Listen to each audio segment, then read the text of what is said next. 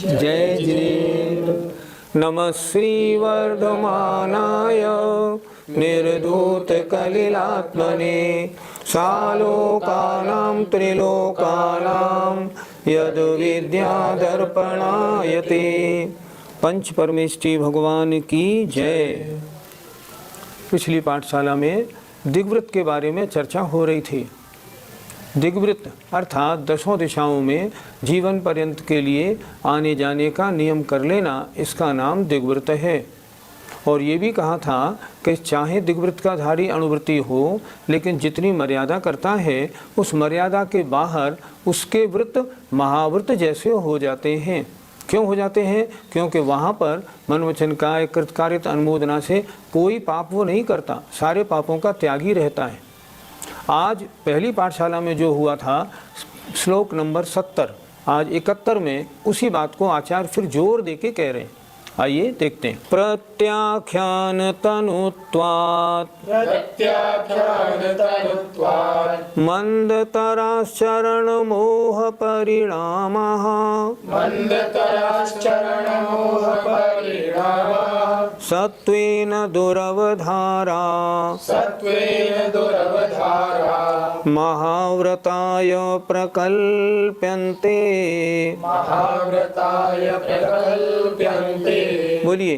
प्रत्याख्यान तनुत्वात् मंदतराश्चरण मोह परिणामः सत्वेन दुरवधारा महाव्रताय प्रकल्प्यन्ते।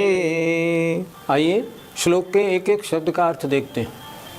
प्रत्याख्यान अर्थात प्रत्याख्यानावरण कषायों के, तनुत्वात्, तनु कहते हैं पतला, स्थूल कहते हैं मोटा, तनुत्वात् पतला होने से अर्थात मंद उदय होने से, अर्थात बाहर के स्थानों में जहाँ का नियम ले लिया है उसके बाहर जो भी स्थान हैं वहाँ प्रत्याख्यान का उदय तो है, लेकिन फिर भी अत्यंत मंद होने से। मंद तराह अर्थात अत्यंत मंद, चरण मोह माने चारित्र मोह के परिणाम। वहाँ पर कषाय कैसी है? अत्यंत मंद, ना के बराबर। उदय मतलब सत्ता में है, उदय में भी है, पर उदय में उसका कार्य ना के बराबर है। इसलिए चारित्र मोह के परिणाम जिनका सत्वेन, जिनके अस्तित्व का दुरवधारा पकड़ना मुश्किल है, अर्थात निर्णय भी ना हो। इतने महीन के अस्तित्व है या नहीं, इतनी प्रत्याख्यानावरण कषाय मंद हो गई है। इसलिए महाव्रतायो प्रकल्प्यन्ते, उनके व्रतों को महाव्रत जैसा कल्पना किया जाता है। जहाँ तक की सीमा बना ली, उसके अंदर अंदर जो कुछ होना है कषाय का कार्य वो होगा।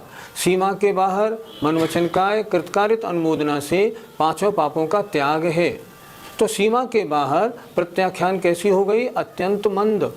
तो मंद होने से, क्योंकि चारित्र मोह के परिणाम अत्यंत मंद हैं, इसलिए आचार्य कहते हैं महाव्रत जैसे माने जाते हैं। पंडित जी, कषाय कितनी प्रकार की होती हैं और उनके क्या कार्य हैं? कषाय 4 प्रकार की हैं, क्रोध मान माया लोभ। और इनमें हर कषाय भी 4 प्रकार की है।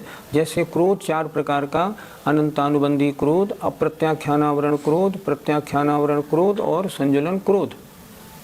तो अनंतानुबंधी कषाय क्या होते हैं? अनंतानुबंधी कषाय वो हैं जो सम्यक्त और चारित्र दोनों गुणों का घात करती हों। अप्रत्याख्यानावरण कषाय वो होती हैं जो देशव्रत नहीं लेने देती हैं। प्रत्याख्यानावरण कषाय वे हैं जो महाव्रत धारण नहीं करने देती हैं। और संजुलन कषाय यथाख्यात चारित्र को नहीं होने देती। ये चारों कषाय उत्तरोत्तर मंद मंद हैं। अनंतानुबंधी से अप्रत्याख्यानावरण, अप्रत्याख्यानावरण से प्रत्याख्यानावरण, प्रत्याख्यानावरण से संजुलन, ये उत्तरोत्तर मंद मंद होती हैं। जैसे अप्रत्याख्यानावरण पहाड़ पत्थर जैसी, दूसरा अप्रत्याख्यानावरण जैसे हड्डी जैसे, प्रत्याख्यानावरण लकड़ी जैसा, और संजुलन बेल जैसी होती है। उत्तरोत्तर हल्की हल्की मुलायम मुलायम होती है। जैसे अनंतानुबंधी कषाय कैसी होती है? जैसे पत्थर शिला, बहुत हार्ड। अप्रत्याख्यानावरण कषाय जैसे हड्डी, उससे मुलायम। प्रत्याख्यानावरण कषाय और मुलायम जैसे लकड़ी, और संजुलन कषाय और मुलायम होती है जैसे बेल लता। ये चारों कषाय उत्तरोत्तर मंद होती हैं। इसीलिए जहाँ वो जो व्रती है उसके किस कषाय का उदय है? प्रत्याख्यानावरण कषाय का। और जहाँ उसने अपनी सीमा बना ली है उसके बाहर वो प्रत्याख्यानावरण कैसी हो गई है? संजुलन जैसी, बिल्कुल मंद। इसलिए आचार्य कह रहे हैं इसके अणुव्रत सीमा से बाहर ऐसे समझो जैसे महाव्रत जैसे हो जाते हैं। ये कल्पना की गई है। पंडित जी, कौन सी कषाय कौन से गुणस्थान तक पाई जाती है? अनंतानुबंधी कषाय का उदय गुणस्थान 1 और 2 में बस। अप्रत्याख्यानावरण कषाय का उदय पहले से और चौथे गुणस्थान तक। प्रत्याख्यानावरण कषाय का उदय रहता है पहले से 5वें गुणस्थान तक, और संजुलन कषाय का उदय पहले गुणस्थान से 10वें गुणस्थान तक रहता है। इसीलिए जहाँ प्रत्याख्यान कषाय अत्यंत मंद हो गई उसको आचार्यों ने लिख दिया सत्वेन दुरवधारा। अब इसका अस्तित्व भी ढूंढना मुश्किल है, मतलब ना के बराबर है प्रत्याख्यान कषाय, पर उदय इसलिए है क्योंकि गुणस्थान 5वां है। इसलिए आचार्यों ने कहा प्रत्याख्यान कषाय अत्यंत मंद हो जाने से महाव्रत जैसे उसके परिणाम हो गए हैं। आपने बार बार महाव्रतों की चर्चा की, तो ये महाव्रत कैसे होते हैं?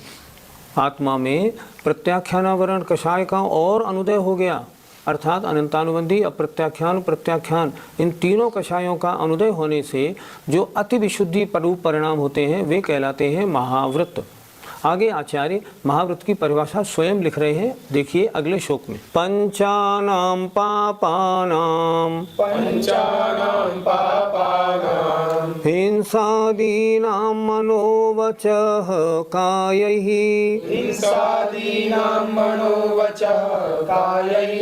कृतकारितानुमोदैस्तु महाव्रतं महताम्। बोलिए, पंचानां पापानां हिंसादीनां मनोवचः कायैः कृतकारितानुमोदैस्त्यागस्तु महाव्रतं महताम्। पंचानां पापानां, पांचों पापों का। कौन से 5 पाप? हिंसादीनाम, हिंसा आदि, अर्थात हिंसा, झूठ, चोरी, कुशील और परिग्रह। हिंसादि 5 पापों का, मन से, वचन से और काय से, और कृत से, कारित से और अनुमोदना से। त्यागस्तु, त्याग करना, महाव्रतम, महाव्रत कहलाता है। ये किनके होता है? ये महाव्रत महापुरुषों के होता है।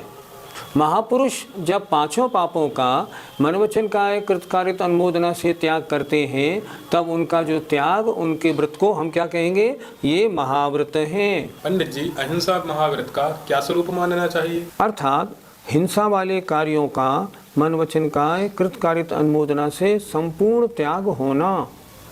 जैसे उदाहरण लें, जैसे पंखा, कूलर, एसी यूज़ नहीं हो पाएगा। अगर होगा तो अहिंसा महाव्रत कैसे बनेगा? क्योंकि यहाँ तो आपने मन वचन काय से अनुमोदना सब तरह से, उसमें जो जीवों की हिंसा हो रही है उसका आपने समर्थन दे दिया, अहिंसा महाव्रत नहीं बनेगा। मान लो कोई फ्लश में निपटने जाएंगे तब कैसे बनेगा? जीवों की हिंसा तो होगी ही होगी। अगर कोई सचित्त फलों का भोजन करेगा, मुझे अचित्त फल अच्छे नहीं लगते, सचित्त फल खाते हैं, तो उसमें जीव हिंसा होगी, अहिंसा महाव्रत कैसे पलेगा? अगर कोई अपने सामने ही गरम गरम रोटियां बन रही हों, जीव हिंसा हो रही हो और फिर भोजन करेगा तो कैसे पलेगा? ये अहिंसा महाव्रत है। ये बड़ा कठिन है। अगर कोई स्वयं खड़े होकर मकान बनवाएगा, ये ऐसा बनना चाहिए, ऐसा बनना चाहिए, ऐसा करेगा तो अहिंसा महाव्रत नहीं पलेगा। गाड़ी में या और चीज़ों में बैठेंगे जिनके चलने में हिंसा होती है तो भी नहीं पलेगा। मान लो धनिए की चटनी खाएंगे तो भी नहीं पलेगा, क्योंकि धनिए की चटनी में जीव राशि बहुत होती है। अगर गोभी खाएंगे तो भी नहीं पलेगा। उन्होंने तो हिंसा पाप का मन वचन काय कृतकारित अनुमोदना से त्याग किया है, इसलिए ये कार्य अहिंसा महाव्रत में नहीं हो पाएंगे। अगर कोई करता है मान लो, समझना अहिंसा महाव्रत नहीं, और एक बात और बताएं, पांचों महाव्रतों में मुख्य क्या है? अहिंसा महाव्रत। सच तो ये है सारे मूल गुणों में एक ही मूल गुण मुख्य है, अहिंसा महाव्रत। उसके सहयोग के लिए 27 मूल गुण हैं। अहिंसा महाव्रत नहीं पला तब तो मुनि पना ही नहीं पलेगा। पंडित जी, सत्य महाव्रत को कैसे समझा जाए? अर्थात झूठ नाम के पाप का, मन वचन काया कृतकार्यत अनुमोदना से त्याग करना। काम तो गलत करें और लोगों को ये बताएं मेरा काम सही है, महान झूठ है। फिर सत्य महाव्रत का पालन कैसे माना जाए? मान लो कोई आरिका माता जी डोली में विहार करती हैं, क्या डोली में विहार करना आगम सम्मत है? नहीं। फिर भी आगम सम्मत बताना, ये सत्य महाव्रत का पालन नहीं हुआ। शास्त्र की गाथाओं का अर्थ कुछ बैठ रहा है, उसको टेढ़ा सीधा करके अपने मर्जी के अनुसार बताना, अपने पंथ के अनुसार शास्त्रों के वाक्यों का, शास्त्रों की गाथाओं का अर्थ लगाना, ये सत्य महाव्रत नहीं, ये तो महान झूठ हो गया। ये कैसे बनेगा? सत्य महाव्रत नहीं बन पाएगा। यहाँ तो झूठ बोलने का त्याग करना है, मन वचन काया कृतकार्यत अनुमोदना से। कोई साधु हो और ट्रक में बैठ के गमन करे और ट्रक में बैठ के अपनी बात को छुपाए और झूठ बोले, सत्य महाव्रत नहीं बनेगा। अन्य मुनि की निंदा करके अपनी तारीफ करे, बात तो कुछ है और गलत सबूत दे के उसको पुष्ट करने की कोशिश करे, सत्य महाव्रत नहीं बनेगा। सत्य महाव्रत तो कैसे बनेगा? जो सच है उसका समर्थन है, झूठ है उसका मन वचन काया कृतकार्यत अनुमोदना से त्याग है। अगर ऐसा है तब बनेगा। पहले कई बार ऐसा देखा गया, कलश की बोली लगती है, बड़ी बड़ी बोली लगवा दी, बाद में मालूम पड़ा ये पहले तय कर लिया था कि बड़ी बोली लग तो जाए लेकिन उस बोली का पहली बोली का पैसा नहीं लिया जाएगा, और पहली बोली का पैसा उसने दिया ही नहीं। कैसा झूठ है, ऐसे कैसे चलेगा? सत्य महाव्रत नहीं, ये तो सत्यानुव्रत से भी गया बीता हो गया। बहुत अच्छी तरह सोचना चाहिए, अगर ऐसा होना ही नहीं चाहिए। पंडित जी, आचार्य व्रत का क्या स्वरूप है? अगर कोई मुनि हो और दबाव दे के किसी से पैसा ले तब चोरी का दोष है। आचार्य महाव्रत में तो चोरी का मन वचन काया कृतकार्यत अनुमोदना से त्याग है। किसी पे दबाव दे के पैसा नहीं, पैसे की बात ही नहीं करता मुनि तो। अगर किसी की जेब से लेने की कोशिश करता है, जबरन कुछ कहता है ना, तो महान पाप है, तो इसमें चोरी का दोष लगेगा। किसी अन्य काम के लिए ले और अन्य काम में लगाए तो चोरी का दोष बन जाता है। इसलिए चोरी का मन वचन काया कृतकार्यत अनुमोदना से त्याग करना आचार्य महाव्रत है। पंडित जी, ब्रह्मचार्य महाव्रत को हम कैसे समझें? स्त्री मात्र का नवकोटि मन वचन काया कृतकार्यत अनुमोदना से त्याग ब्रह्मचर्य महाव्रत है। कैसे होते हैं मुनि महाराज? रात्रि हुई, स्त्रियों से चर्चा बंद, सूर्यास्त हुआ और स्त्रियों का मुनियों के पास जाना बंद हो गया, नहीं जाना। उनका कोई गीत नृत्य संगीत का कोई प्रोग्राम हो उसमें मुनि शामिल नहीं होते। इससे क्या है? इससे परिणामों में राग उत्पत्ति होती है। स्त्रियों से अपने चरण नहीं छुपाते, शास्त्रों में अधिकार नहीं लिखा कि नहीं, बिल्कुल नहीं कर सकती। अगर ऐसा करेंगे ना तो ब्रह्मचर्य में दोष लगेगा, ब्रह्मचर्य महाव्रत नहीं बनेगा। यहाँ तो स्त्री मात्र का त्याग है। पंडित जी, परिग्रह त्याग महाव्रत, उसका क्या स्वरूप है? किसी भी परिग्रह का मन वचन काया कृतकार्यत अनुमोदना से ममत्व परिणाम रखना, ये परिग्रह पाप, और इन सबसे बिल्कुल दूर हो जाना परिग्रह त्याग महाव्रत है। और अर्थात मुनि महाराज अपने पास पीछी कमंडलू शास्त्र के अलावा कुछ नहीं रखते। अगर वे अपने साथ मूर्तियां रखते हैं, सोने चांदी के बर्तन रखते हैं, ट्रक के ट्रक सामान उनके साथ चलते हैं, महाव्रत कैसे बनेगा? सोचो, नहीं बनेगा। यदि अपने मठ बनवाने में लगे हुए हैं, अपने मठ में ही जाके ठहरते हैं, उसे अपने नाम से उन्होंने बनवाया है, तो वो तो परिग्रह हो गया, वो तो उनकी अपनी संपत्ति हो गई, नहीं चलता। कोई अगर बैंक अकाउंट रखता है, स्वयं पैसे मांग के अपने पास रखते हैं, पैसे नगद उनके पास रहते हैं, अगर अपने से कह के किसी को पैसे दिलवाते हैं तो भी परिग्रह त्याग नहीं होगा। परिग्रह पाप का त्याग करने वाली का तो परिग्रह नाम मात्र से ही मन वचन काया कृतकार्यत अनुमोदना से त्याग है। मेरा कुछ नहीं, मेरा तो पीछे कमंडलू और शास्त्र हैं, इसके अलावा नहीं। अगर कोई अपने क्षेत्र का हिसाब किताब रखता है, कितनी आमदनी हुई, कितना खर्चा, परिग्रह है। एक ही क्षेत्र पर अगर कोई आरिका या मुनि हो और बरसों बरसों तक रहते हैं, परिग्रह त्याग महाव्रत कैसे? उनका ममत्व जुड़ जाएगा बिल्कुल। अगर तय करके चातुर्मास किया जाए, इतना खर्चा करना हो तो हमारा चातुर्मास कराना, तो भी परिग्रह त्याग महाव्रत नहीं बनेगा। अपने साथ अगर तेल मालिश वगैरह का सामान रखते हों, अपने साथ नेल कटर आदि रखते हों, अगर ऐसा सामान भी रखते हैं तो भी परिग्रह त्याग महाव्रत नहीं बनेगा। ये 5 महाव्रत हैं, इनको वही पाल सकता है जो महापुरुष हो। अगर इनको न पाला जाए तो अच्छा है, इनको ग्रहण न किया जाए, लेकिन इनको लेने के बाद, ग्रहण करने के बाद फिर नहीं पालना, ये तो महान दोष है। शास्त्रों में लिखा है, ऊंचा नाम धराए नीची क्रिया करे तो पापी है। नाम तो रख लिया हम मुनि हैं, और क्रिया हमारा होना क्या चाहिए? 5 पापों का त्याग। और 5 पापों की क्रियाओं में उलझे हैं, मनोरंजन करने में लगे हुए हैं, तरह तरह के पोस्टर छपाने के सिलेक्शन हो रहे हैं, तरह तरह के फ़ोटो और पोज बन रहे हैं। ये मुनियों के महाव्रतों का लक्षण नहीं। बड़ा सोचनीय विषय है। बोध पाहुड़ में आचार्य कुंद महाराज ने कहा है, ये मुनि नहीं, ये तो चलते फिरते अरहंत हैं। जब चलते फिरते अरहंत हैं तो फिर इनकी चर्या ऐसी कैसी? ऐसा महान पद धारण करके जहाँ हम नग्न रहते हैं, केसलोच भी करते हैं, फिर इन छोटी छोटी बातों में अगर उलझते हैं तो हमारे महाव्रत नष्ट हो जाते हैं। सच पूछो तो महाव्रत पालने का काम महापुरुषों का ही है। ऐरे गहरे लोगों से महाव्रत पल नहीं सकता। मालूम नहीं महाव्रत लेने वाले इतने मजबूत नहीं है तो महाव्रत क्यों ले? नहीं लेना चाहिए, गृहस्थ अवस्था में रहे।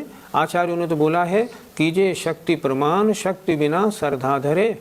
जितनी शक्ति हो उतनी व्रत लें, उससे ज़्यादा नहीं। इस प्रकार इस रत्नकरण श्रावकाचार में समंतभद्र महाराज ने गृहस्थों के वर्णन में भी महाव्रतों की चर्चा की। हमें भी देखना चाहिए कि जिन मुनि महाराजों का 5 पापों का कृतकार्यत अनुमोदना मन वचन काय से त्याग नहीं है, वे वास्तव में महाव्रती नहीं, अतः उन्हें गुरु का स्थान नहीं मिल सकता। मुझे आशा है आप सब लोग इन बातों को गौर करेंगे। आइए, आपका समय हो गया। जय जिनेंद्र। इस कार्यक्रम के पुण्य